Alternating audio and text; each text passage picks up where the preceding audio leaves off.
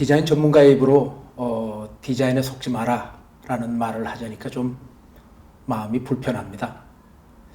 그러나 디자인을 매개로 한 여러 가지 속임수, 이러한 것들을 고백하는 것으로부터 디자인의 발전과 진화가 이루어진다고 생각을 하고 있습니다. 디자인 혁신은 기업으로부터 또는 디자이너로부터 자발적으로 이루어지는 경우는 드뭅니다. 대부분의 경우가 디자인 혁신이 스마트 컨슈머에 의해서 이루어집니다. 말하자면은 이 지각 있는 소비자들이 디자인 혁신을 이끌고 가는 것이죠. 기업이 제일 두려워하는 것이 뭡니까? 기업은 소비자의 반응을 제일 두려워하죠. 그래서 오늘은 이 소비자 여러분들을 대상으로 제가 디자인에 속지 말라는 어떤 실상을 고자질하는 그러한 시간을 좀 갖도록 하겠습니다. 오늘날의 시대를 이미지 시대라고 합니다. 시장도 이미지 소비가 주류를 이루고 있습니다. 타인의 욕망을 욕망하는 소비 문화가 만연하고 있습니다.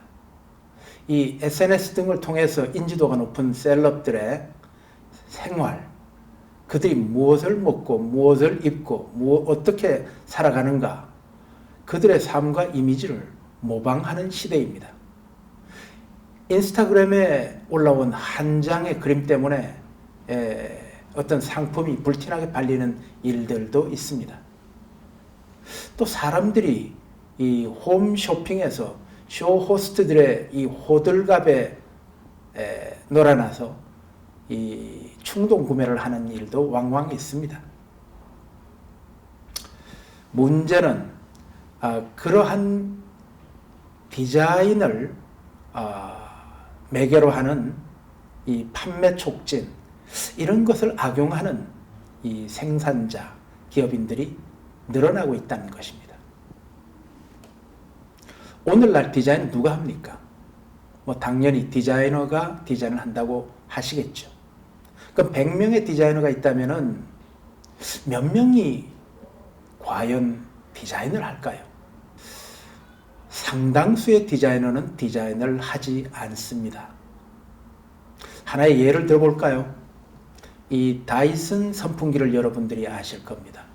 관성적인 선풍기는 이 바람을 일으키는 이 날개가 이렇게 돌아가는 그러한 선풍기입니다. 다이슨 선풍기에는 그러한 날개도 없습니다. 미끈하게 생긴 형태가 하나의 조형물을 보는 것 같습니다. 다이슨의 진공청소기는 매우 간결한 형태로 되어 있지만 진드기까지 빨아들이는 그런 강력한 진공 소재기고요. 그리고 이 사람들에게 청소는 힘들다는 인식을 바꿔놓은 것입니다. 새로운 생활 트렌드가 창조된 것이죠. 이 다이슨 제품이 꽤 비쌉니다. 비싼데도 불구하고 소비자들이 쏠림 현상이 있자 우리의 대표 기업들이 발빠른 모방 상품을 출시했습니다. 당연히 새로운 혁신이 그 상품에는 없죠. 물론 새로운 문제 해결도 없습니다. 새로운 스타일도 창조된 것이 없고요. 당연히 새로운 문화가 창출되지 않습니다. 그냥 다이슨 문화를 따라가는 것이죠. 출발부터 카피하겠다고 작정하고 시작된 일이기 때문에 새로운 문화가 창조될 리가 없죠. 그렇다면 그 대기업에 소속된 수많은 디자이너들, 그들 중에 몇 명이 디자인하는 사람일까요? 이렇게 카피하는 디자이너를 디자이너라고 할 수는 없습니다. 물론 그들의 명함에는 디자이너라고 찍혀 있겠죠. 그들의 방에는 그들이 속한 디자인 협회 회원증도 걸려 있을 겁니다. 그렇지만 엄밀한 의미에서 그는 디자이너가 아닙니다. 카피 전문가일 뿐이죠. 스티브 잡스가 죽기 전에 우리 한국을 향해서 불편한 말을 많이 쏟아낸 적이 있습니다. 카피캣이라는 경멸적인 단어도 사용을 했습니다. 모방을 하는 디자이너는 패배의식 속에 있습니다. 삼국지나 손자병법의 표현을 빌리자면은 싸워보기도 전에 패배한 것입니다. 그들은 알고 있습니다. 잘 베껴도 오리지널에는 도저히 그 가치가 따라가지 못한다는 것을 알고 있죠. 인간에게는 이 프로이드가 말하는 슈퍼에고라는 것이 있습니다. 초자아, 도덕적인 자아죠. 그렇기 때문에 표절을 할 때는 이미 주눅이 들어 있습니다. 죄의식에 사로잡혀 있고 열등감에 사로잡히게 되어 있습니다. 그 젊은 디자이너도 청문회의 꿈을 품고 디자인으로 세계를 바꿔보겠다고 시작했을 것입니다.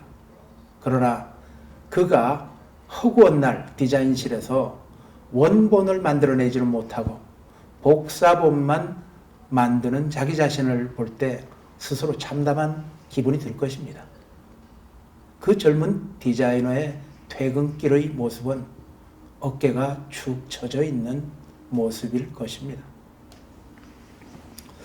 베낀다는 것도 괴로운 일이죠. 그런데 베끼고 난 이후의 일들이 어떤 것들이 일어납니까? 우선 오리지널에 보다 못한 거니까 가격을 낮추어서 책정할 수밖에 없죠. 더 많이 박리담회로 이윤을 남길 수밖에 없습니다. 이 과정에서 그는 뜻하지 않은 사회 문제들과 맞닥뜨리게 됩니다. 생산 단가를 낮춰야 되니까 저임금을 강요해야 되고요. 노동 인권을 또 유린하기 십상이죠. 그리고 또 그 제품을 개발도상국의 OEM으로 주려면은 제3세계의 노동력 착취의 문제로 이어지기도 합니다. 이런 디자인실에서 베끼는 것으로 시작되었는데 그 일이 진행되는 동안 디자인을 넘어서 여러 가지 이 정의롭지 못한 불행한 일들의 연쇄로 이어집니다. 카피도 속임수의 하나입니다.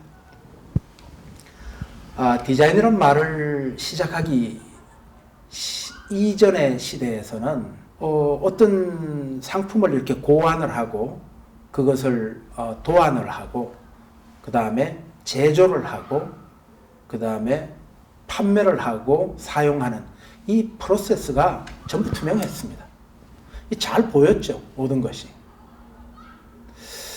이렇게 제품을 사용하던 것이 오늘날은 이제 이미지를 소비하는 것으로 바뀌었습니다. 오늘날은 우리가 마켓에서 사는 완제품만 볼 뿐이지 그 제품이 누구에 의해서 디자인되었는지 어디에서 생산되었는지 왜 만들어졌는지 이런 것을 알 리가 없습니다. 아는 사람도 없습니다. 그럼 디자이너가 아느냐? 디자인은 더 모릅니다. 제품은 기획되고 설계되고 생산되고 유통되고 소비되고 폐기되는 이런 과정을 거치죠. 이 과정 속에서 이 출발점에서 이 종점까지의 여러 단계가 있는데 디자이너들은 그 앞부분, 앞단계만 조금 알 뿐입니다. 그럼 대기업의 디자이너들은 잘 알지 않겠는가? 그 사람들은 더 모릅니다. 대기업의 이 체제는 작업이 잘게 쪼개져 있어서 많이 분화되어 있기 때문에 그들도 모릅니다. 모른다, 보이지 않는다. 이런 것은 여러 단계, 그리고 단계와 단계 사이의 결절점, 이런 것들이 있는데 이런 단계와 이 관절에서 많은 속임수가 생깁니다. 모른다, 아무것도 보이지 않는다를 훤히 들여다 보인다로 전환시킨 기업이 있죠. 미국의 의류 브랜드인 에버레인입니다. 에버레인은 패션 시장에서 상품들이 터무니없는 가격으로 부풀려져 있는 것에 대해서 반기를 들고 시작한 기업입니다. 그들은 원가를 모조리 공개하고 있습니다. 코트 하나에도 셔츠 하나에도 보면은 원가가 제조 단가에서부터 유통 원가 그리고 자기네들이 얼마를 이윤으로 취하는지까지 이 원가를 완전히 공개를 하고 있습니다. 그들은 원자재 가격이 떨어지면은 판매가를 낮춥니다. 여러분들 아시지 않습니까? 모든 제품 제조 기업이 원자재 가격이 올라가면은 제품 가격을 올리죠. 그러나 원자재 가격이 내려갔다고 제품 가격을 낮추는 기업이 있습니까? 그건 모른 채 하죠. 엉큼합니다. 그들은 또 이 생산 공장까지 완전히 공개합니다. 생산 공장의 위치 그리고 노동 조건까지 다 공개를 하고 있습니다. 아주 시각적으로 보여줍니다. 하청 공장까지 공개합니다. 여러분 아시죠? 제품 제조 기업들이 하청 공장 같은 것은 아주 극비사항입니다. 절대로 안 알려주죠. 그런데 이런 것까지 다 에벌레이는 공개를 합니다. 앞서 말씀드린 것처럼 디자이너는 이 전체 프로세스에서 앞부분 조금 아는 정도인데 에벌레인의 디자이너는 제품의 발안, 이 착안에서부터 기획, 설계, 그리고 생산, 출시에 이르기까지를 전부 책임집니다. 그리고 시장에 나가고 난 다음에도 포스트 프로덕션 어세스먼트, 시장에 나가서 소비자들에 의한 평가까지를 피드백하는 것까지 전부 책임을 지고 있습니다. 그들은 트렌드와 유행을 따르지 않습니다. 유행을 따르지 않고 제품의 본질적인 가치에 집중합니다. 그들은 또 광고도 하지 않습니다. 광고비를 줄이면 충실한 제품을 만들 수 있죠. 그리고 원가를 낮출 수가 있죠. 할인도 없습니다. 오직 투명성, 모든 것을 소비자에게 훤히 들여다보게 하는 이 투명성으로 내부적으로는 종사자들의 존경을 받고 있고 외부적으로는 소비자들의 사랑을 받고 있는 기업입니다. 여러분, 많은 분들이 아파트에 사시죠? 이 아파트도 이 브랜드 가치가 과다하게 매겨져 있는 상품입니다. 브랜드가 아파트 가격에 미치는 영향이 지대하다는 것은 일반적으로 알고 있습니다. 동일 위치, 동일 단지, 동일 평형대, 동일 시기에 건설된 아파트가 A 아파트, B 아파트먼트, C 아파트먼트가 가격이 큰 차이가 있습니다. 제가 알기로는 15%까지 이 가격 차가 벌어지는 것으로 알고 있습니다. 대부분 대형 건설사가 잘 되는 곳에 아파트먼트를 짓기 때문에 그쪽에는 뭐 분양하는 날 대거 쏠립니다. 그러나 다른 한켠에서는 미분양 사태가 일어나기도 하죠. 우리나라의 공동시장 주택은 몇 개의 브랜드 아파트가 싹쓸이를 하고 있는 형국입니다. 대형 건설사는 특화된 설계를 했다. 또 시공 노하우가 자기네들이 높다라고 얘기를 합니다. 그러나 조사 분석에 의하면은 중형 건설사의 R&D도 만만찮게 훌륭합니다. 말하자면은 이런 이 아파트의 건설이나 이 설계상의 어떤 차이가 별로 없다는 거죠. 그럼 여러분들이 지불하는 것은 무엇이죠? 이 브랜드 밸류입니다. 브랜드는 이 무형의 기업의 자산입니다. 신뢰 자본이죠. 그렇기 때문에 전면적으로 이 브랜드를 부인하기는 어렵습니다. 그러나 오늘날 아파트에서의 이 브랜드라는 것은 그들이 무슨 창조적인 혁신과도 무관하고 또 본질적인 변화와도 무관하다고 보입니다. 그렇기 때문에 톡톡이 지불하는 이 브랜드 가격, 브랜드 가치는 문제점이 아닌가 이런 생각을 합니다. 조금 더 큰 사례를 들어볼까요? 지구촌에서 지난 30년간 지어진 도시개발 사례 중에서 가장 이 자연성을 능멸한 사례로 두바이를 들 수가 있습니다. 한때 우리나라의 CEO들이 뭐 두바이의 창의성을 배우자고 몰려갔던 적이 있죠. 저도 2번이나 다녀왔습니다만. 예를 들어서 두바이에 가면은 팜아일랜드라고 있습니다. 해상에 이 팜추리, 이 종려나무 이파리처럼 크게 벌어진 형태로 인공섬을 설계를 해서 조성했습니다. 그들은 이 팜아일랜드를 생태도시라고 이야기하고 있습니다. 시멘트 콘크리트를 쓰지 않고 해저에서 모래를 끌어올려서 지반을 다지고 주택을 건설했다라고 얘기를 하고 있습니다. 그런데 해수의 이동 때문에 자꾸 이 모래가 쓸려 내려가서 GPS를 탑재한 컴퓨터 시스템으로 끊임없이 모래를 끌어올리는 작업을 했습니다. 하다 안 돼서 타지에서 모래를 가져오기도 했습니다. 이 팜아일랜드라는 인공섬은 결국 이 해수 오탁, 수질 오염으로 이어졌고요. 수생 생태계 교란이 일어났습니다. 20년 전에 이 창의성을 배우러 가자고 하던 이 두바이를 오늘날 이야기하는 사람은 없습니다. 전문가들은 20년 전에도 이것은 거대한 실패 사례로 남게 될 것이라고 알고 있었습니다.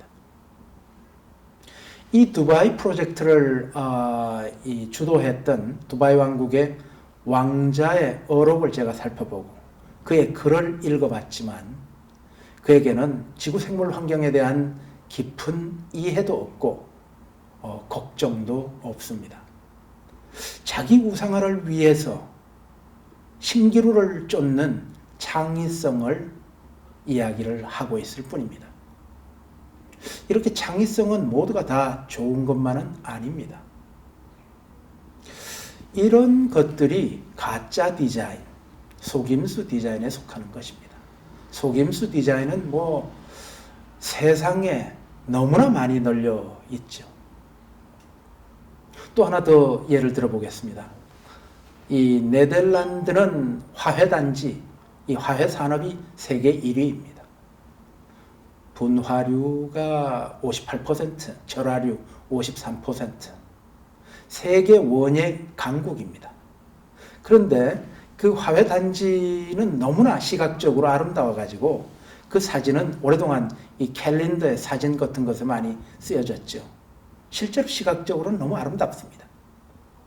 그런데 이것은 가령 튤립 재배단지라고 하면은 튤립 하나만 잘 재배되면 되기 때문에 그 토지를 튤립에 맞추어서 개선했습니다. 거기에 엄청난 이 화학약품, 화학비료, 이 살충제, 농약 등을 허브된 것이죠. 창조주께서는 흙을 만드실 때에 많은 생물, 미생물들이 서식하도록 흙을 창조하셨습니다. 그리고 그 흙에서 온갖 식물이 돋아나도록 했죠. 그런데 이 경우는 튤립이라는 단 품종만, 싱싱한 튤립만 얻으면 되도록 토지를 막 인공적으로 개선한 겁니다.